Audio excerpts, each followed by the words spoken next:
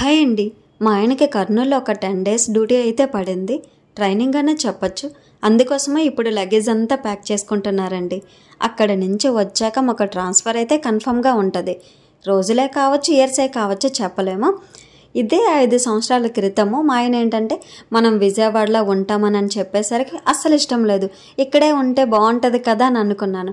ఇప్పుడు నా దగ్గరికి వచ్చి మనం అటువైపే వెళ్ళిపోతాం అని అనేసరికి ఇదే విజయవాడలో ఉంటే బాగుంటుంది కదా అని, అంటే మన మైండ్ సెట్కి మన మనసుకి ఒక రకమైన ఫ్రీడము, ఒక రకమైన జీవితానికి అలవాటు పడిపోతే అదే కావాలనిపిస్తూ ఉంటుంది కదండి.